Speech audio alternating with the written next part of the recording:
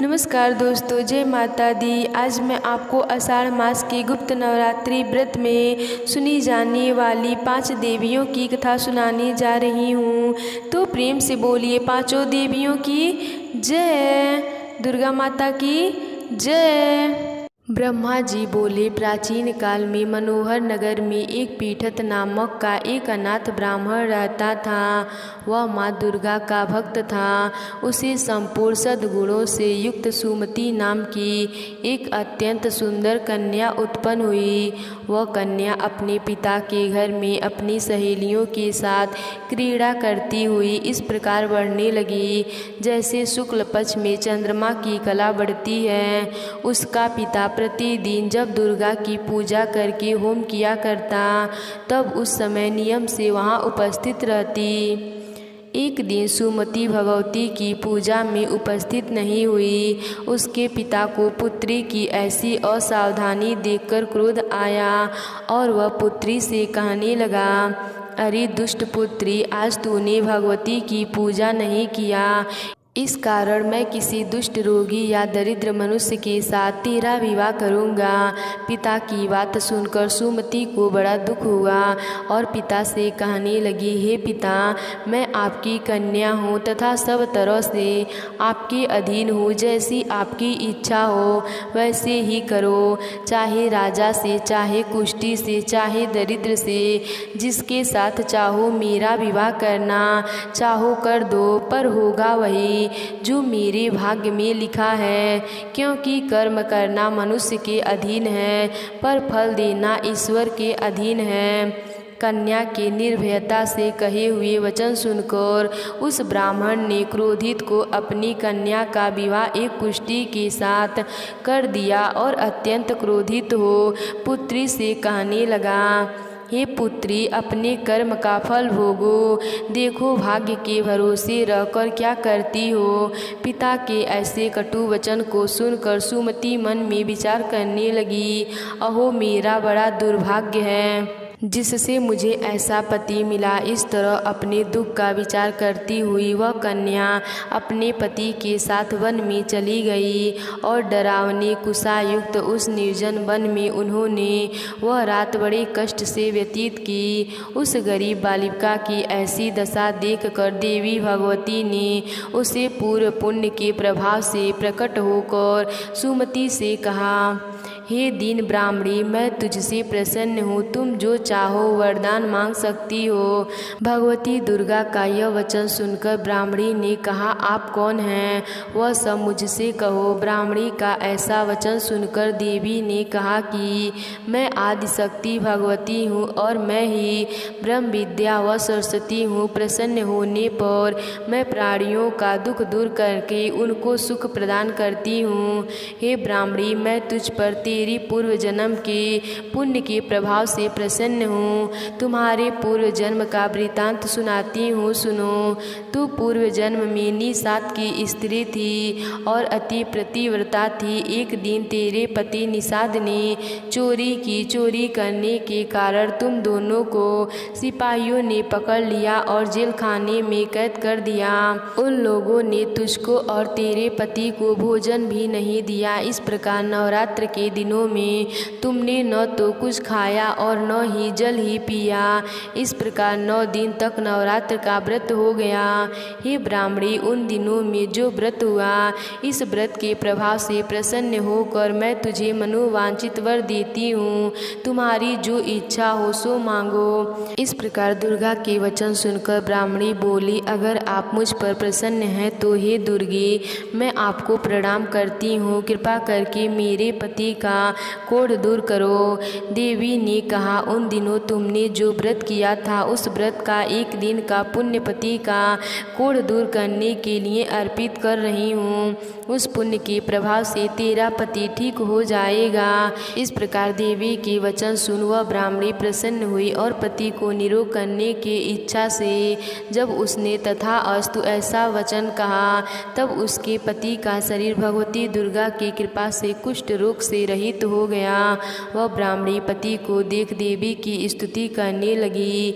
हे दुर्गे, आप दुर्गति को दूर करने वाली, तीनों लोकों का संताप हरने वाली, समस्त दुखों को दूर करने वाली, रोगी मनुष्य के रोग हरने वाली, प्रसन्न हो मनोवांछित वर देने वाली और दुष्टों का नाश करने वाली, जगत की माता हो।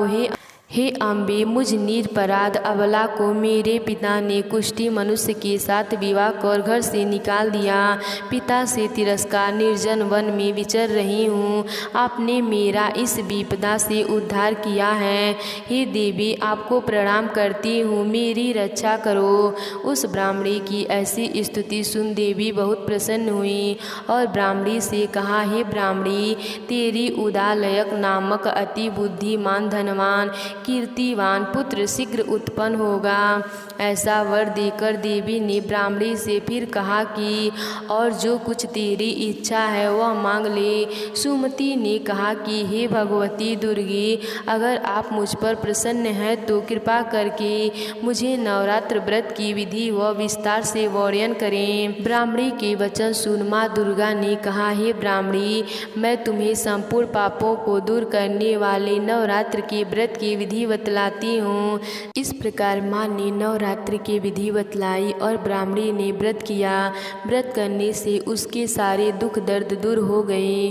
तो प्रेम से बोलिए दुर्गा माता की जय। टार से कुछ दूरी पर स्थित हंसाली गांव में माँ वैष्णो देवी के परम भक्त श्रीधर रहते थे। वे निसंतान होने से दुखी रहते थे। एक दिन उन्होंने नवरात्रि पूजन के लिए कुंवारी कन्याओं को बुलाया। माँ वैष्णो कन्या वेश में उन्हीं के बीच आ बैठी। पूजन के बाद सभी कन्याएं तो चली गईं, परंतु माँ वैष्णो देवी वहीं रहीं और श्रीधर से बोली, सबको अपने घर भंडारे पर निमंत्रित दे आओ। श्रीधर ने उस दिव्य कन्या की बात मान ली और आसपास के गांवों में भंडारे का संदेश पहुंचा दिया।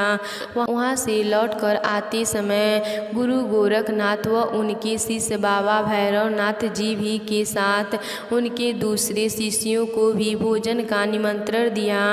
भोजन का निमंत्रण पाकर सभी गांववासी अचंभित थे कि वह कौन सी कन्या है जो इतने सारे लोगों को भोजन करवाना चाहती है। इसके बाद श्रीधर के घर में अनेक गांववासी आकर भोजन के लिए जमा हुए।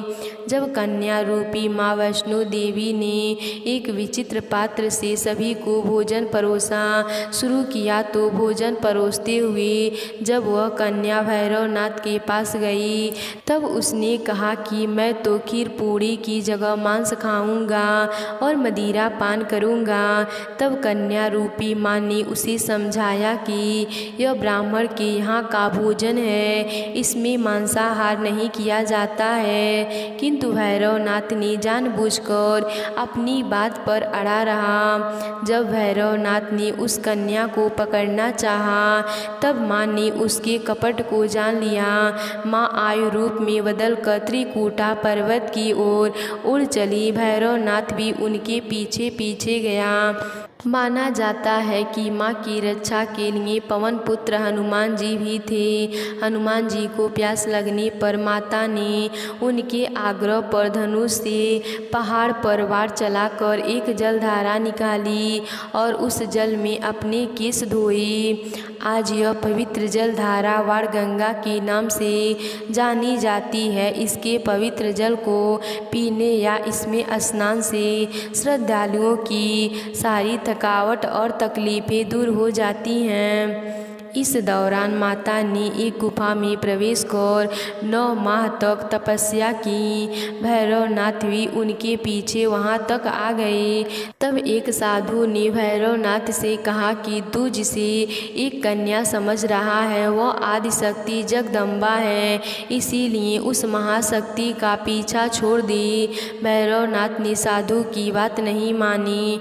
तब माता गुफा की दूसरी ओर से मार्ग बनाकर बाहर निकल गई। यह गुफा आज भी अर्धकुमारी या आदिकुमारी या गर्भजून के नाम से भी प्रसिद्ध है। अर्धकुमारी के पहले माता की चरण पादुका भी है। यह वह स्थान है जहाँ माता ने भागते भागते मुड़कर भैरवनाथ को देखा था।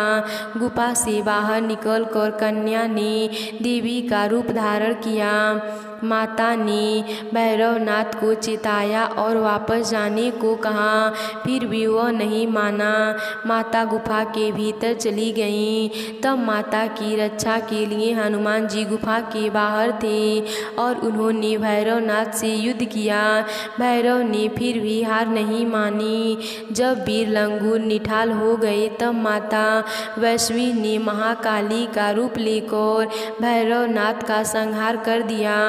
भैरवनाथ का सिर कटकर भवन से 8 किमी दूर त्रिकूट पर्वत की भैरव घाटी में गिरा। उस स्थान को भैरवनाथ के मंदिर के नाम से जाना जाता है। जिस स्थान पर माँ वैष्णो देवी ने हठी भैरवनाथ का वध किया, वह स्थान पवित्र गुफा अथवा भवन के नाम से प्रसिद्ध है। इसी स्थान पर माँ महाकाली दाएं, माँ महासरस्वती मध्य और माँ महालक्ष्मी बाएं पिंडी के रूप में गुफा में विराजमान है। इन तीनों के सम्मिलित रूप को ही माँ वैष्णो देवी का रूप कहा जाता है। कहा जाता है कि अपने वध के बाद भैरवनाथ को अपनी भूल का पश्चाताप हुआ और उसने माँ से क्षमादान की भीख मांगी। माता वैष्णो देवी जानती थी कि उन पर हमला करने के पीछे भैरवनाथ की प्रभुक मनसा मोक्ष प्राप्त करने की थी। उन्होंने न केवल भैरव को पूर्व जन्म के चक्र से मुक्ति प्रदान की, बल्कि उसे वरदान देते हुए कहा कि मेरे दर्शन तब तक पूरे नहीं माने जाएंगे जब तक कोई भक्त मेरे बाद तुम्हारे दर्शन नहीं करेगा। उसी मान्यता के अनुसार आज भी भक्त माता वैष्णो देवी के दर्शन करने के बाद करीब 3.25 किलोमीटर की खड़ी ऊंचाई करके भैरवनाथ के दर्शन करने जाते हैं। इसी बीच वैष्णो देवी ने 3 पिंड सिर सहित एक चट्टान का आकार ग्रहण किया और सदा के लिए ध्यान गमन हो गई। इस बीच पंडित श्रीधर अधीर हो गए। वे त्रिकूटा पर्वत की ओर उसी रास्ते आगे बढ़े जो उन्होंने सपने में देखा था। अंततः वे गुफा के द्वार पर पहुँचे। उन्होंने कई विधियों से पिंडों की पूजा को अपनी दिनचर्या बना ली।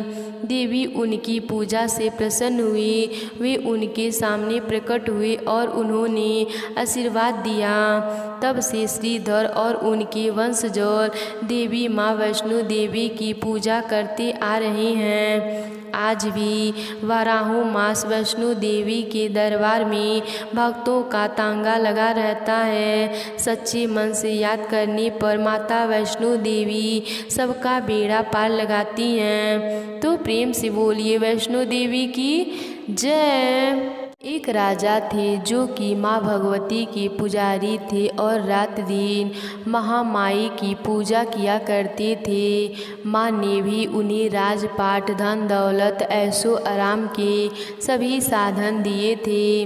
कमी थी तो सिर्फ यह कि उनके घर में कोई संतान नहीं थी। यह गम उन्हें रात दिन सताता था। वह माँ से यही प्रार्थना करते थे कि माँ उन्हें एक लल्ला दे ताकि वे भी संतान का सुख भोग सके, उनके पीछे भी उनका नाम लेने वाला हो, उनका वंश चलाता रहे। माँ ने उनकी पुकार सुन ली। एक दिन माँ ने आकर राजा को स्वप्न में दर्शन दिए और कहा कि वे उसकी तेरी भक्ति से बहुत प्रसन्न हैं। उन्होंने राजा को 2 पुत्रियां प्राप्त होने का वरदान दिया। कुछ समय के बाद राजा के घर में एक कन्या ने जन्म लिया। राजा ने अपने राज दरबारियों को बुलाया, पंडितों व ज्योतिषों को बुलवाया और बच्ची की जन्म कुंडली तैयार करने का आदेश दिया। पंडित तथा ज्योतिषों ने उस बच्ची की जन्म कुंडली तैयार की और कहा कि वह कन्या तो साक्षात देवी है। यह कन्या जहाँ भी कदम रखेगी वहाँ खुशियाँ ही खुशियाँ होंगी। कन्या भी भगवती की पुजारिन होगी। उस कन्या का नाम तारा रखा गया। थोड़ी समय बाद राजा के घर वरदान के अनुसार एक और कन्या ने जन्म लिया। मंगलवार का दिन था। पंडितों और ज्योतिषों ने जब जन्म कुंडली तैयार की तो उदास हो गए। राजा ने उदासी का कारण पूछा तो वे कहने लगे कि वह कन्या राजा के लिए शुभ नहीं है। राजा ने उदास होकर ज्योतिषों से पूछा कि उन्होंने ऐसे कौन से बुरे कर्म किए हैं जो कि इस कन्या ने उनके घर में जन्म लिया है। उस समय ज्योतिषों ने ज्योतिष से अनुमान लगाकर बताया कि वे दोनों कन्याएं जिन्होंने उनके घर में जन्म लिया था पूर्व जन्म में देवराज इंद्र के दरबार की अप्सराएं थीं। उन्होंने सोचा कि वे भी मृत्युलोक में भ्रमण करें तथा देखें कि मृत्युलोक में लोग किस तरह रहते हैं। दोनों ने मृत्युलोक पर आकर एकादशी का व्रत रखा। बड़ी बहन का नाम तारा था तथा छोटी बहन का नाम रुक्मौर। बड़ी बहन तारा ने अपनी छोटी बहन से कहा कि रुक्मौन, आज एकादशी का व्रत है, हम लोगों ने आज भोजन नहीं करना, अतः वह बाजार जाकर फल कुछ ले आए। रुक्मन बाजार फल लेने के लिए गई। वहाँ उसने मछली के पकौड़े बनते देखे। उसने अपने पैसों के तो पकौड़े खा लिए तथा तारा के लिए फल लेकर वापस आ गई और फल उसने तारा को दे दिए। तारा के पूछने पर उसने बताया कि उसने मछली के पकौड़े खा लिए हैं। तारा ने उसको एकादशी के दिन मांस खाने का श्राप दिया कि वह भिन्न योनियों में गिरे, छिपकली बनकर सारी उम्र ही कीड़े मकोड़े खाती रहे। उसी देश में एक ऋषि गुरु गोरख अपने शिष्यों के साथ रहते थे। उनके शिष्यों में एक शिष्य तेज स्वभाव का था तथा घमंडी था। एक दिन वह घमंडी शिष्य पानी का कमंडल भरकर खुले स्थान में एकांत में जाकर तपस्या करने बैठ गया। वह अपनी तपस्या में लीन था। उसी समय उधर से एक प्यासी कपिला गाय आ गई। उस ऋषि के पास पड़े कमंडल में पानी पीने के लिए उसने मुंह डाला और सारा पानी पी गई। जब कपिता गाय ने मुंह बाहर निकाला तो खाली कमंडल की आवाज़ सुनकर उस ऋषि की समाधि टूटी। उसने देखा कि गाय ने सारा पानी पी लिया था। ऋषि ने गुस्से में आकर उस कपिला को बहुत बुरी तरह से चिमटे से मारा, जिससे वह गाय लहूलुहान हो गई। यह खबर गुरु गोरख को मिली तो उन्होंने कपिला गाय की हालत देखी। उन्होंने अपने उस शिष्य को बहुत बुरा भला कहा और उसी वक्त आश्रम से निकाल दिया। गुरु गोरख ने गौ माता पर किए गए पाप से छुटकारा पाने के लिए कुछ समय बाद एक यज्ञ रचाया। इस यज्ञ का पता उस शिष्य को भी चल गया जिसने कपिला गाय को मारा था। उसने सोचा कि वह अपने अपमान का बदला जरूर लेगा। यज्ञ शुरू होने उस समय शिष्य ने एक पक्षी का रूप धारण किया और चोंच में सर्प लेकर भंडारे में फेंक दिया, जिसका किसी तरह को पता नहीं चला। वह छिपकली जो पिछले जन्म में तारा देवी की छोटी बहन थी तथा बहन के श्राप को स्वीकार कर छिपकली बनी थी, सर्प का भंडारे में गिरना देख रही थी। उसे त्याग व परोपकार की शिक्षा अब तक याद थी। वह भंडारा होने तक घर की दीवार पर चिपकी समय की प्रतीक्षा करती रही। कई लोगों को प्राण बचाने हेतु उसने अपने प्यार न्यौछावर कर लेने का मन ही मन निश्चय किया। अब खीर भंडारे में दी जाने वाली थी। बांटने वालों की आंखों के सामने ही वह छिपकली दीवार से कूदकर कढ़ाई में जा गिरी। लोग छिपकली को बुरा भला कहते हुए खीर की कढ़ाई को खाली करने लगे तो उन्होंने उसमें मरे हुए सांप को देखा। तब जाकर सबको मालूम हुआ कि छिपकली ने अपने प्राण देकर उन सबके प्राणों की रक्षा की थी। उपस्थित सभी जनों ने और देवताओं ने उस छिपकली के लिए प्रार्थना की कि उसे सब योनियों में उत्तम मनुष्य जन्म प्राप्त हो तथा अंत में वह मोक्ष को प्राप्त करे। तीसरे जन्म में वह छिपकली राजा स्पर्श के घर कन्या के रूप में जन्मी। दूसरी बहन तारा देवी ने फिर मनुष्य जन्म लेकर तारामती नाम से अयोध्या के प्रतापी राजा हरिश्चंद्र के साथ विवाह किया। राजा स्पर्श के ज्योतिषों ने कन्या की कुंडली बनवाई। ज्योतिषों ने राजा को बताया कि कन्या आपके लिए हानिकारक सिद्ध होगी, शकुन ठीक नहीं है, अतः वे उसे मरवा दें। राजा बोले कि लड़की को मरवाने का बहुत बड़ा पाप पड़ेगा, वे उस पाप को भागी नहीं बन सकते। तब ज्योतिषों ने विचार करके राय दी कि राजा उसे एक लकड़ी के संदूक में बंद करके ऊपर से सोना चांदी आदि जड़वा दे और फिर उस संदूक के भीतर लड़की को बंद करके नदी में प्रवाहित करवा दें। सोने चांदी से जड़ा हुआ संदूक अवश्य ही कोई लालच में आकर निकाल लेगा और राजा को कन्यावध का पाप भी नहीं लगेगा। ऐसा ही किया गया और नदी में बहवाता हुआ संदूक काशी के समीप एक भंगी को दिखाई दिया तो वह संदूक को नदी से बाहर निकाल लिया। उसने जब संदूक खोला तो सोने चांदी के अतिरिक्त अत्यंत रूपवान कन्या दिखाई दी। उस भंगी के कोई संतान नहीं थी। उसने अपने पत्नी को वह कन्या लाकर दी तो पत्नी की प्रसन्नता का ठिकाना न रहा। उसने अपनी संतान के समान ही बच्ची को छाती से लगा लिया। भगवती के कृपा से उसके स्तनों में से दूध उतर आया। पति पत्नी दोनों ने प्रेम से कन्या का नाम रुक्खो रख दिया।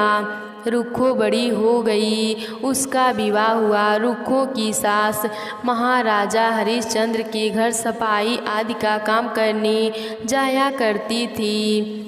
एक दिन वह बीमार पड़ गई तो रुक्खो महाराजा हरिश्चंद्र के घर काम करने के लिए पहुंच गई। महाराजा की पत्नी तारामती ने जब रुक्खो को देखा तो वह अपने पूर्व जन्म के पुण्य से उसे पहचान गई।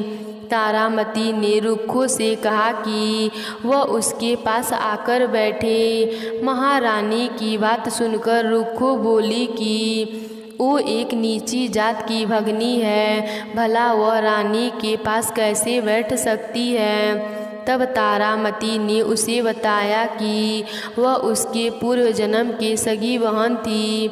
एकादशी का व्रत खंडित करने के कारण उसे छिपकली की योनि में जाना पड़ा। जो होना था वह हो गया। एकादशी का व्रत खंडित करने के कारण उसे छिपकली की योनि में जाना पड़ा। जो होना था, जो हो गया, वो हो तो चुका।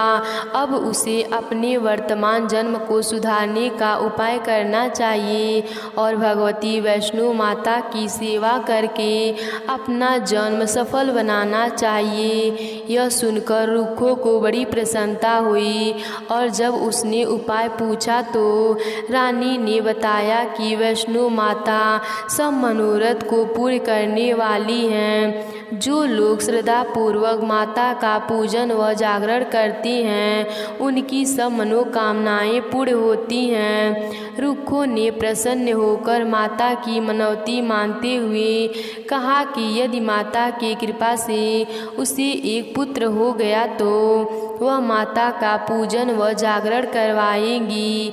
माता ने प्रार्थना को स्वीकार कर लिया।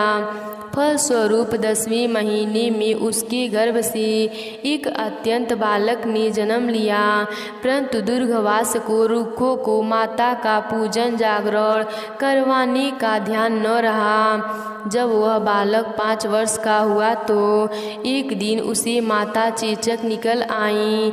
रूखो दुखी होकर अपने पूर्व जन्म की बहन तारामती के पास गई और बच्चे की बीमारी का सब वृतांत कह सुनाया। तब तारामती ने पूछा कि उससे माता के पूजन में कोई भूल तो नहीं हुई। इस पर रूखो को 6 वर्ष पहले की बात याद आ गई। उसने अपराध स्वीकार कर लिया। उसने फिर मन में निश्चय किया कि बच्चे को आराम आने पर जागरण अवश्य करवाएगी।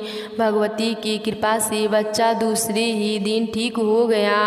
तब रूखो ने देवी के मंदिर में ही जाकर पंडित से कहा कि उसे अपने घर माता का जागरण करवाना है, अतः वे मंगलवार को उसके घर पधार कर कृतार्थ करें। पंडित जी बोले कि कहीं 5 रुपए देती जाए। पंडित जी ने उसके नाम से मंदिर में ही जागरण करवा देंगे, क्योंकि वह एक नीच जाति की स्त्री है, इसीलिए वे उसके घर में जाकर देवी का जागरण नहीं कर सकते। रूखो ने कहा कि माता के दरबार में तो ऊंच नीच का कोई विचार नहीं होता, वे तो सब भक्तों पर अपना रूप से कृपा करती हैं, अतः उनको कोई ऐतराज नहीं होना चाहिए। इस पर पंडित जी ने आपस में विचार करके कहा कि यदि तारा रानी उसके जागरण में पधारें तब तो वे स्वीकार कर लेंगे। यह सुनकर रूखो महारानी के पास गई और सब वृतांत को सुनाया।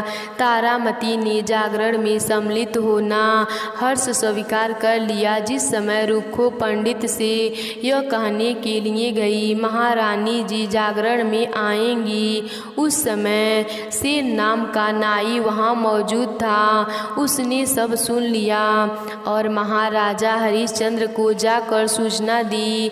राजा को सेन नाई की बात पर विश्वास नहीं हुआ कि महारानी भगनियों के घर जागरण में जा सकती हैं।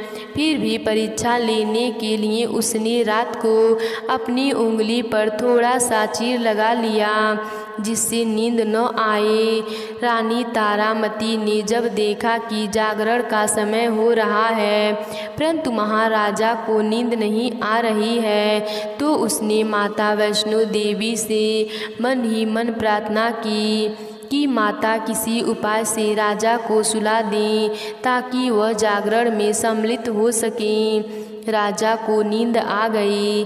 तारामती ने रोशनदान से रस्सा बांधकर महल से उतरी और रूखो के घर जा पहुंची। उस समय जल्दी के कारण रानी के हाथ से रेशमी रुमाल तथा पाँव का एक कंगन रास्ते में ही गिर पड़ा।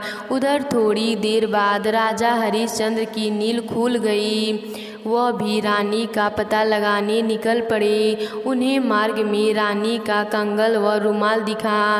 राजा ने दोनों चीज़ें रास्ते से उठाकर अपने पास रख ली और जागरण हो रहा था वहाँ पहुँच गए। वह एक कोने में चुपचाप बैठकर दृश्य देखने लगा। जब जागरण समाप्त हुआ तो उसने माता की अरदास की। उसके बाद प्रसाद बांटा गया। रानी तारामती को जब प्रसाद मिला तो उसने झोली में रख लिया। यह देख लोगों ने पूछा कि उन्होंने वह प्रसाद क्यों नहीं खाया। यदि रानी प्रसाद नहीं खाएंगी तो कोई भी प्रसाद नहीं खाएगा। रानी बोली कि पंडितों ने प्रसाद दिया, वह उन्होंने महाराजा के लिए रखा था, अब उन्हें उनका प्रसाद करें। प्रसाद ले तारा ने खा लिया। इसके बाद सब भक्तों ने माँ का प्रसाद खाया। इस प्रकार जागरण समाप्त करके प्रसाद खाने के पश्चात रानी तारामती ने महल की तरफ चली।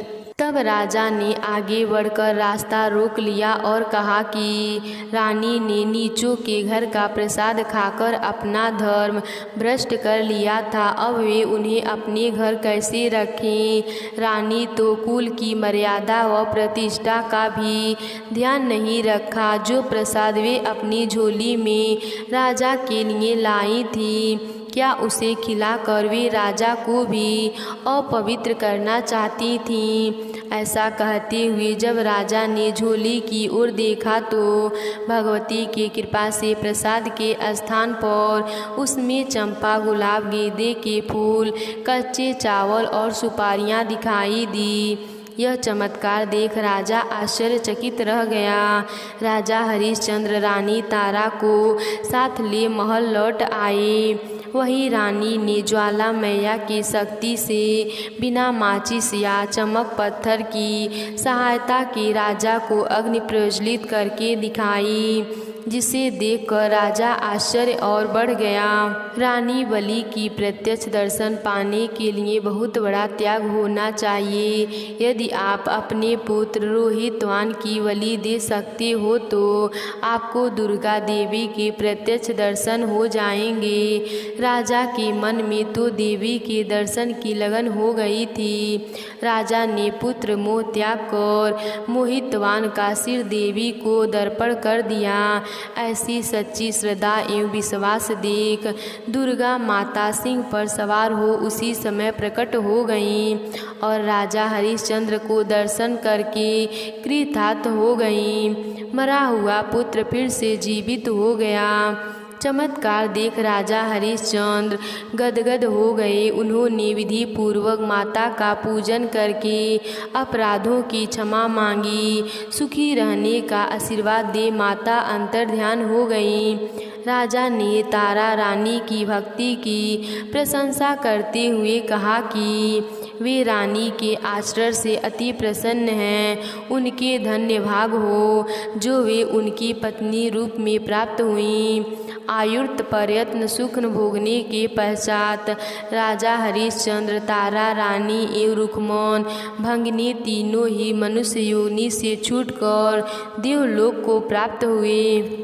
एक समय की बात है, एक गांव में सभी औरतें तुलसी माता को सींचती और अपने घर चली जाती, पर एक बुढ़िया माई ऐसी भी थी जो तुलसी माता को सींचने जाती थी और जब वह जाती तो तुलसी माता से कहती कि हे तुलसी माता सत की दाता, मैं तेरा बिरला सींचती हूँ, मुझे बहू दे, पीले रंग की धोती दे, मीठा ग्रास दे, बैकुंठ में वास दे, अच्छी मौत दे, चंदन की गांठ दे, अच्छा राज दे, खाने को दाल भात दे और 11 के दिन कृष्ण का कांधा दे। बुढ़िया माँ की यह बातें सुन तुलसी माता सूखने लगी। तुलसी माता को यूँ सूखते देख भगवान ने पूछा कि हे तुलसी, तुम दिन प्रतिदिन क्यों सूखती जा रही हो। तुलसी माता ने कहा कि बस मेरे मन की ही मत पूछो। भगवान ने कहा कि मैं नहीं पूछूंगा तो कौन पूछेगा। इस पर तुलसी माता कहती हैं कि एक बुढ़िया माता आती हैं और अपनी बात कह कर चली जाती हैं, मैं उसकी सभी बातें पूरी कर दूंगी, लेकिन कृष्ण का कांधा कहाँ से लाऊंगी। भगवान कृष्ण बोले कि वह मरेगी तो अपने आप ही कंधा देने आऊँगा, तुम बुढ़िया माई से यह बात कह देना। इसके बाद बुढ़िया माई मर गई।